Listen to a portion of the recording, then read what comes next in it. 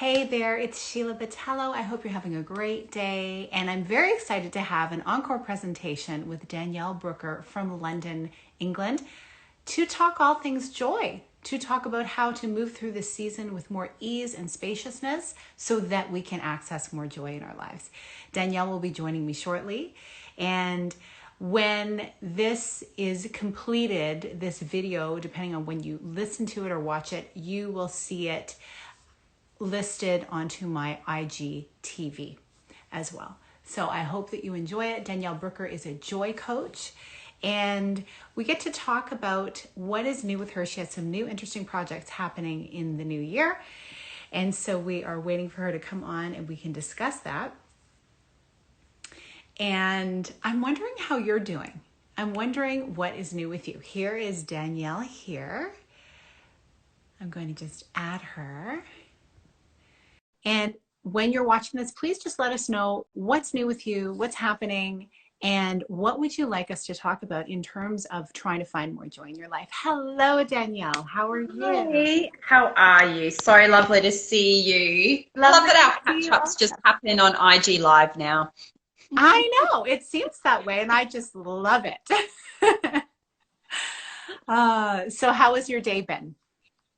I've had a really full day and a really enjoyable day. Like it's been like a mixture of client sessions, catching up with a dear friend, reading, like it's been the full gamut. And now I get to close my day being here connecting with you. So it feels great.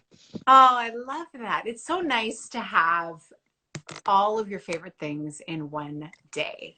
And to know that, like, when you enjoy that, when you enjoy a full day, that is an indication that you're on the right track with what you're doing with your life, isn't it? Yeah, absolutely. So the only thing that's missing today is I don't know what I'm having for dinner. This happens. This does happen.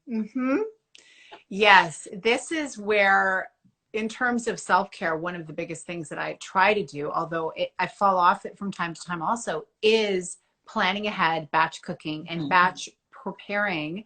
So I have any last minute idea of what I want to make. I can just grab the ingredients. They're kind of ready to go.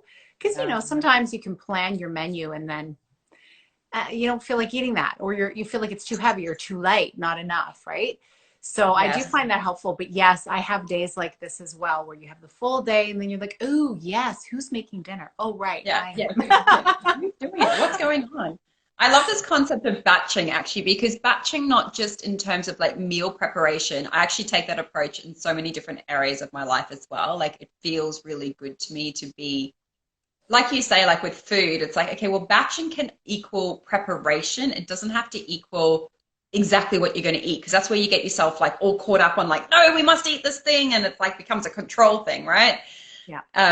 But yeah, I like how you describe that in terms of like, yeah, get the prep done and then like feel your way through it. It's like editorial planning for your life. Having kind of the outline, and then you can move things around, move the pieces if you need to, because that is definitely a beautiful thing when you know what's coming in general. It's so helpful. What is since we're on this topic of planning, we just kind of dove right in, which is kind of fun. What is your weekly ritual in terms of planning your week? Do you do it on a Sunday? Do you do it on Monday? Do you do it on a Friday? So this is such a great question.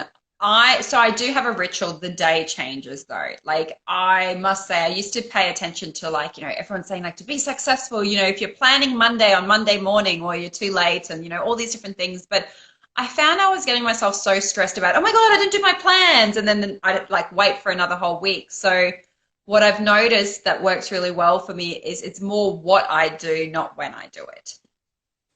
Excellent. Yeah.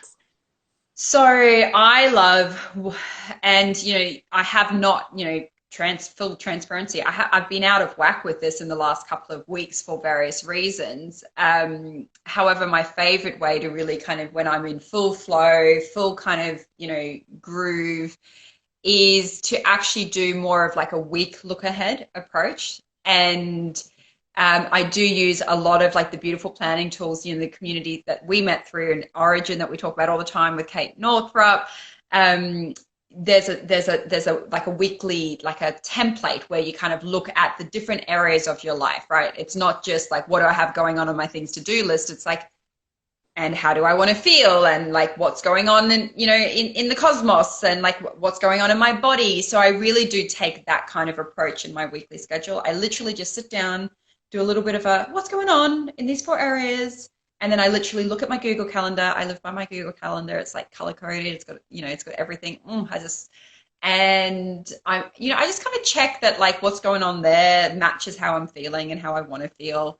And then I mostly end up having a bit of a chat with my partner as well, to just kind of feel like, well, what are the big things going on for him? Because particularly at the moment, we're both home officing, and, interactions. If I need to boil the kettle, I need to know if he's on an important call, because that's going to, with our kind of really important things. We need our tea. We need our tea. Like, can I boil the kettle now? Like, so, it's kind of organic. However, the structure is like there's different facets. It's not just what have I got going on, but like how do I want to feel throughout this week as well. And even with the things to do list, I take much more of a weekly approach. Like, it's not like, what do I need to do this day? It's more like, what are the 3 or 4 big areas that I need to address? So for example, is it like, okay, cool, like there's this thing going on with my podcast, and to make sure that's taken care of? Or it's like, there's a big client week. It's not like the nitty gritty, because the nitty gritty stresses me out and overwhelms me.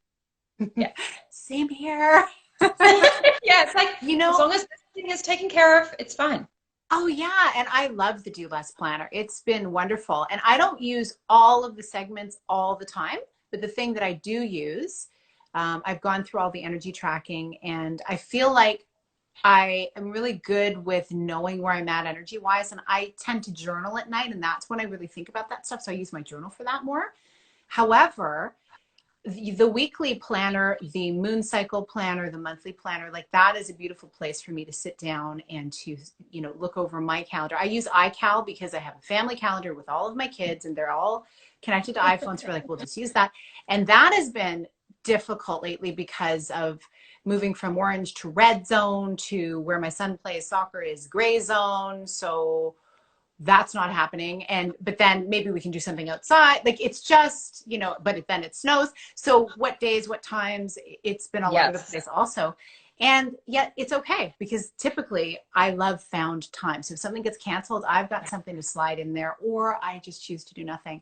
But that weekly planning, I agree with you. The nitty gritty can be super overwhelming. And what I end up doing relentlessly is I'll plan, these are the things I'm going to do today. And then I'll do nothing on that list, but something on the weekly. Yeah. Like, I'll just, why bother? Exactly. Just, what do I feel like, although it's a pick and mix. It's like, it's I'm creating this. It's okay. Right. And that said, my Monday podcast episode was all about not waiting to feel like it. So what I do is, at the top of my to-do list for the week is I mark down what's the most beneficial thing you can do this week, and what's the most challenging thing. The thing that I'm going to put off, and I highlight that one. It's like, this is the one you need to do first. And it is amazing. If I don't do that, I will just avoid it like the plague. And so it's very important that we know that about ourselves and we plan ahead. So yes, planning it's beautiful. And to know that you can then be flexible with your plan. Yes. And I love that you said this point around, like, it's not just like waiting for, like, wait until you feel like it. Like, I want to like flip it. It's like, it's more be intentional about how you feel. Like, that's how I always think about it. Because I sit down and I write those priorities, and then I match it with, okay, and I want, how do I want to feel? Well, I want to feel really grounded this week. There's still a priority. I still need to get to them, but like, that ritual and asking those sorts of questions helps you get to that point of, okay, well, do I need an extra spaciousness in my diary to do more meditation? Do I need to have pre-planned my meals? All of those little things start to become more evident. What do I need to support me to make those things happen as well? Yeah. And this is kind of a neat way that we started this call off, because this all allows you to feel more joy in your life. When you have a sense of control, I mean, we have an element of control over the choices that we make. There's many things that are out of our control, but there's a lot that we can choose to do. And when we plan accordingly, we get that feeling of peace, which leads to joy. So yeah, joy is something that I don't think people talk a whole lot about right now, because I think people are very caught up in just all the details of living. And we can so often get on a trajectory of, okay, I'm just checking all the boxes. This is what I'm supposed to be doing. And then we forget to include joy in that process. So tell me about something that's really been working for you or with one of your clients right now that is helping them access more joy in the mundane of life. Such a great question, because it's true. Like, even in all of our conversations about taking care of ourselves and, personal wellness and mental well-being and, stress and busyness and overwhelm, we tend to focus on like, what's going on? It's over. I must go and take care of myself, or I must, go to a yoga class, do some meditation, which are all beautiful tools. However, the piece for me that's always missing in that conversation is like, yeah, but what about joy? Like, and we know each other, I could talk for hours on this, but for living and leading from a place of joy actually does give you back some of those things that you're craving when you're stuck. It's like it gives you back that energy. It actually puts you in that grounded, calm place. You make better decisions. It is better for your mental well-being and all sorts of things. So if I think of an example of how, like, just like little things that help kind of connect you back to that, and little things that like my clients are doing as well. So in my client's session, one of my client sessions this week, we were talking about like what's the next step. She's creating something in her life. She's been a little bit scared of like taking a little bit of action, noticing some of that resistance, and we're having this conversation between that difference between like, oh, okay, so what's next? I need to just tick all these things off, like I need to like put something out there. I need to keep pushing myself, right? Mm-hmm. And I was like, okay, well, yeah, we can have that conversation. We can get to the plan. Like, that was the word that kept coming. We can get to the plan. But what's going to help you keep going when you get frustrated, when you get stuck, when you have a self-doubty moment, when the plan's not going to plan, when more uncertainty happens, when, government announces some new restrictions and restaurants close, like whatever's going on for you in your life right now, like what if there was actually this other way where you could actually, have like a magnet to keep pulling you towards that action, even when you're feeling at your worst or at your most self-doubty. And that's kind of how I think about it when I'm thinking about tapping back into your joy as well. So we were having this conversation about like, I need to do all these things and, what's the plan? And I said, okay, let's take a step back and tell me about what you really want.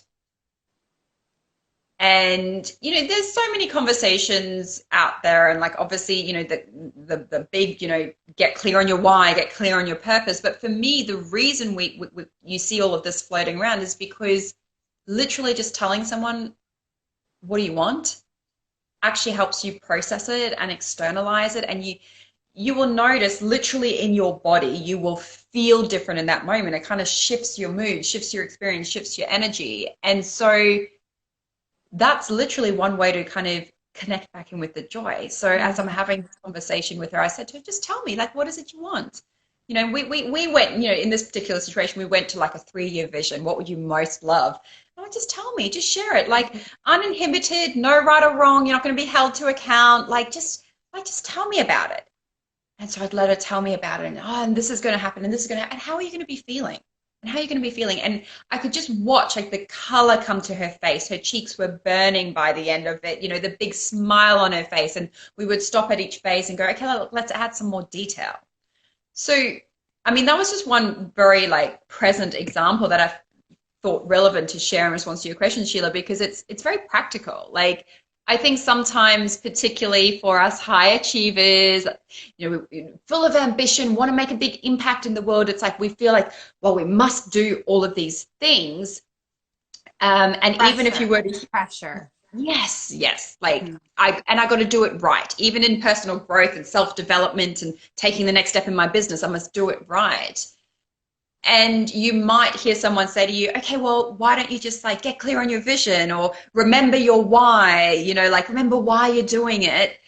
That can sound a little bit like, what's the exercise I need to do? Give me the activity, like what, but it really can be as simple as just like chat it out, even if you're talking to yourself in the mirror. And as you're chatting it out, this is the very important part, is like pay attention to how you feel. Like, it's as simple as that. Pay attention to the fact that as you talk it out, something's shifting. Like it might not be like profound for you in that particular moment, but you will notice a shift. That really provides guideposts also to what you want to be doing less of, you know, and if we can run the daily questions, the daily events of our lives through that filter of how is this making me feel? Not that we can always just immediately on a dime say, okay, not doing that anymore, because let's face it, life doesn't work that way. Yeah. Yeah. However, it gets us thinking, okay, this isn't feeling in alignment anymore. This is not making me feel good. So what kind of plan can I put together to make a change for next week, next month, next year, whatever makes sense? If we're not evaluating, we're missing out on what we could be putting our energy into, right? We can just keep going in the same direction, never checking in with ourselves. And we could have been doing something that would light us up so beautifully, serve so many more people, and allow an opening for someone else to be doing the thing that we're kind of finding that is drudgery. Yeah. So yeah, I love this. Really, it's a visualization, isn't it? It's a visualization exercise. And years ago, I was taught to actually write down, well, what is the vision of your life? What do you want it to look like?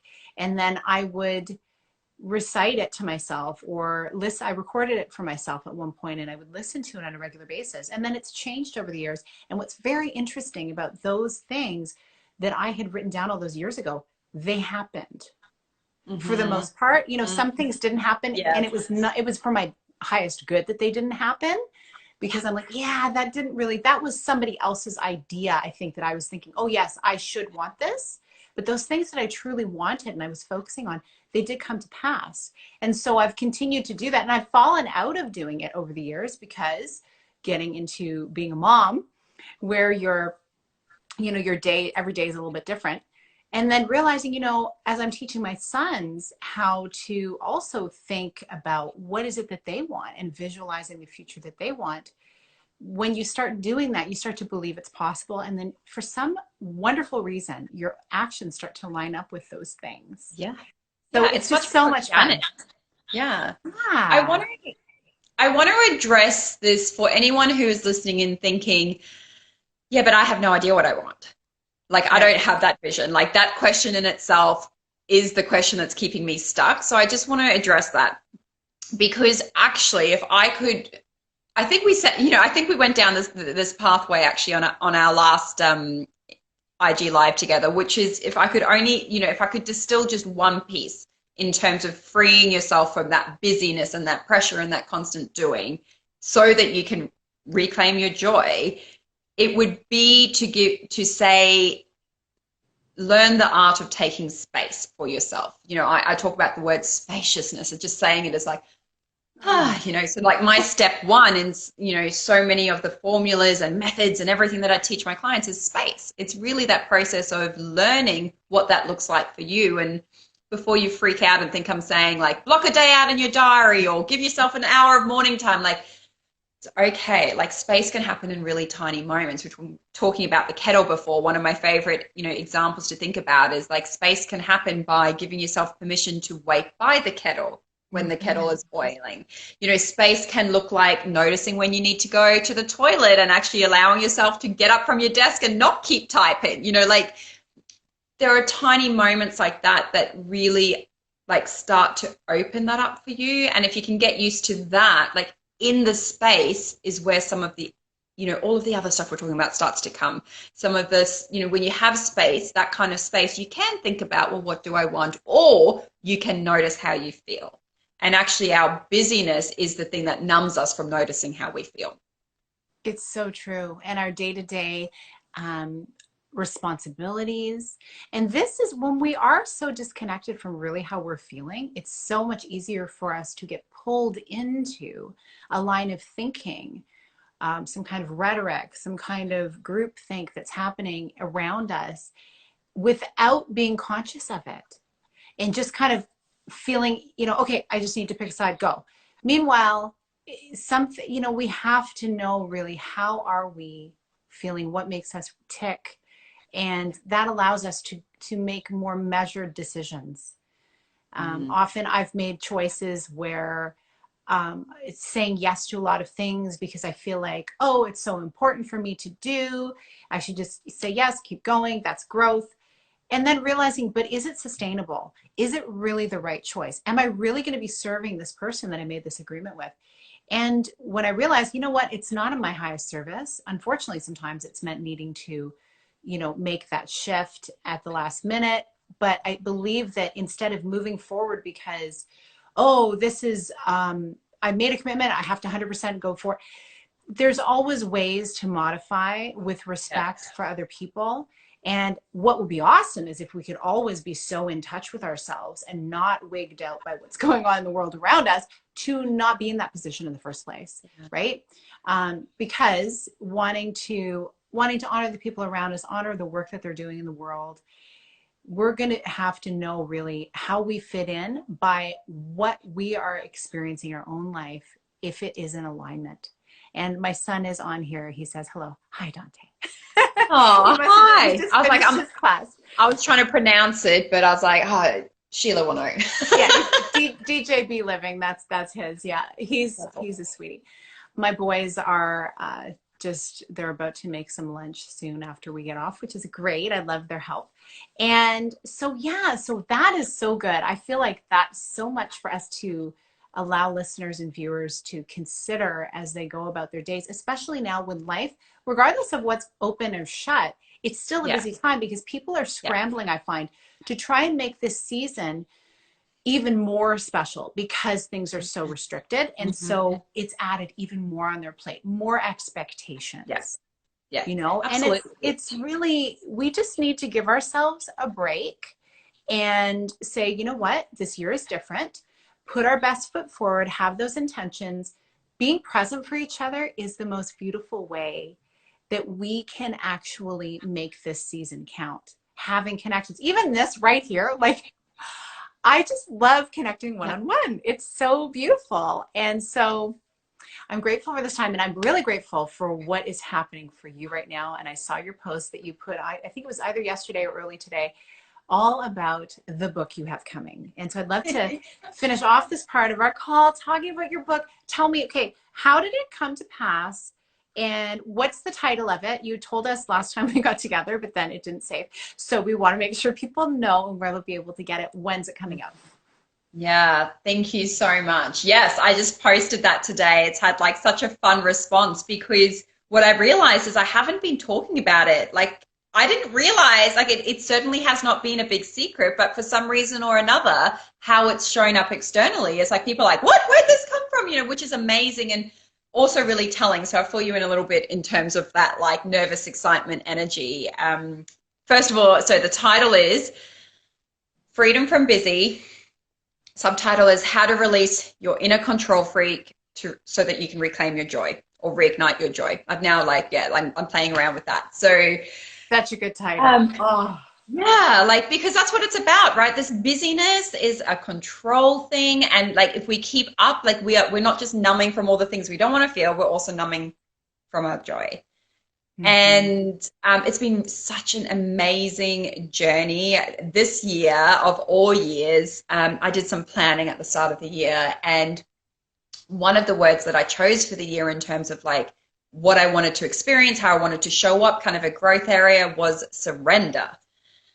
And this was back in January, right? We're now November at time of recording, November 2020. So it's been a beautiful word to keep me anchored and keep coming back to. And for me, surrender really means trust. How can I trust in this process? How can I trust in what's coming?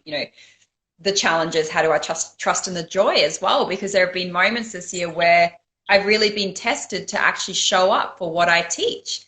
And to actually be like, hey, it could be really easy to not choose joy in this moment and to kind of go down this rabbit hole, but I made it, this is a commitment. So that's the context. And I'm just going to tell the short version. Somewhere along the way there, a very dear friend, mastermind sister of mine, is an incredible self-published author. And she essentially was, putting this idea together and came to me and essentially said she loves my podcast. She loves all of the solo episodes. My podcast is called the Let It Shine podcast. Sheila's been on there and shared a lot about her journey. So if you want to go find out more about Sheila, go do it.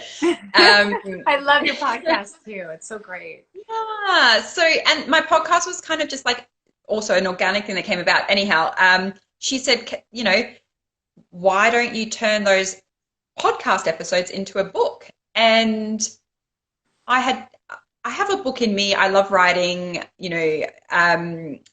I kind of thought there was a book, but I was like, didn't associate it with this year. So it was kind of this opportunity came out of the blue. And the reason I wanted to kind of tell the story in that way is because I really had to trust in the offer. This was someone telling me, hey, I think, you know, I think you're amazing. I think your work is amazing. This is worthy of a book. And I had to trust like all of the demons, all of the self-doubt, all of the, oh, what, me, not me. No, I'm not ready. No, wait, that's not my book. Oh, no, wait, I didn't do the podcast in that way. I didn't think it was, oh, no, you know, like there was all of that. And it just came up, and I had to be like, you chose to surrender. So like, how could you trust in this moment and actually see it for what it was? And when I got myself to that place, I went, well, I want to write a book. So that's what we're doing. She's been incredible at like supporting me through during the full editing process. Love it. And my full draft manuscript just arrived this week back from my editor, and I am ready. Like I'm halfway through reading it myself for the first time. I'm not allowed to have my red pen in hand. It's just read it. How is that feeling? What is that like? Yeah, These are my words. Oh my goodness. So this is so important, I think, for all of our busy, ambitious women, you know, tuning in, you know, and men to hear, which is that, because that busyness is a control thing, right? And when we're in that, like, we need to control everything, we also need to be able to tell ourselves, like, you know, we can often go down that path of like, oh, we haven't quite met our standard, and our standards keep increasing. So I do have a few rules for myself. For example, when I run workshops, I don't give myself feedback for 24 hours. I'm not allowed to. The only thing I'm allowed to say to myself for the first 24 hours is, you did an amazing job. You're awesome. Because I used to get feedback forms, right? Physical forms, and it'd be so tempting to read them. So this process has been really interesting to practice that once again, to choose, you know, to step into that place of joy and trust. And I have really just had to say, okay, like, I am one of my readers. Like, I have to read it from who's picking up this book, where are they, like, what, you know, how are they reading through it? And I've really, like, I've done a lot of kind of like intention setting to just pick it up and be like, I'm a reader. Mm-hmm. So the first chapter was a bit like, oh, I'm scared. And I'm about halfway through, and I must say I'm really loving it. Like, it is so rewarding because I can just feel how much value is there. Like, it's really practical. It's really like straight to it, short, snappy chapters. It's just like, hey, you want to pick this up and read one chapter? And this is what you need to hear today. I really feel like people will walk away with like a shift, something that they can do immediately. And I'm like, there's two things. Like, it's easy, right? You don't have to make it hard for yourself. And if you've picked up any other like stop being busy book, or like time management or something like that, like, this is not a I'm not going to teach you how to schedule in your diary. Like, I'm going to get to the heart of it. This is a heart book, but it's practical. So good. Oh, well, I can't wait to begin advanced copy. I'm so excited. Yes, oh, I'm so excited. Come at such a good time, right? Like, because when's your pub date? So I am like doing my best to have it available on Kindle for pre-order for Christmas. The pub date will be more January. So 22nd of January is what I'm putting out there. However, I will, like, I'm just like saying it to the universe. That's the pub date. Time will tell. The next 2 weeks are pretty critical in terms of like editing and like, yeah. So stay tuned. Stay tuned. Hello to, I don't know how to say that, Amina I don't know, but welcome. Who just joined. Oh, this is exciting. Yes, we're talking all about joy. We're talking all about your publishing date. And, you know, it's going to be interesting to see what comes from this in terms of the deeper connection people will have to how accessible their joy really can be. And I do love books that you can pick up and then just read what you need and put it down again. And those books, sometimes you're in the mood where you just want to keep going as well. Yeah, But that's that's going to be amazing. I'm so excited for you, Danielle. And please tell everybody where they can find you, where they can stay tuned to when this book is coming out, if there's some kind of advanced reader list they can get on, whatever the case. Yeah, for sure. And thank you so much for your support and joy as well. Like it's, yeah. So, I mean, the best place to find out more is probably my website, thedaisypatch.co.uk. However, like the easiest way, you're on Instagram immediately. So just like, I think, like just head to, it'll be here somewhere, won't it? At the Daisy Patch Coaching, or I'll pop it in the comments. Like all the links are in my bio, or just send me a direct message if you're like, Sheila said something and I wanted to know more. Like I'm active on Instagram. I love hanging out here. So yeah. Awesome. Well, we'll make sure to link all of that stuff as well. And Danielle, I'm so glad we could spend this time together today. And I hope you have a lovely dinner, whatever it is you choose to be. I'm going to ask you right now, I'm going to switch rules here. So what are you feeling that your body is craving right now? Oh my God, you know what I really want? I made this incredible, delicious lentil shepherd's pie a few weeks ago that was like sweet potato mash on the top. That's what I really want. However, I've left it a little bit late for that to be delivered tonight. So I'll let you know like where the kind of balance, the hybrid model, what it ends up as. Awesome. Oh, wonderful. Well, thank you so much for being here, and I wish you a wonderful evening, and we will be talking real soon. Absolutely. Thank you so much. Take Bye care. for now. Bye.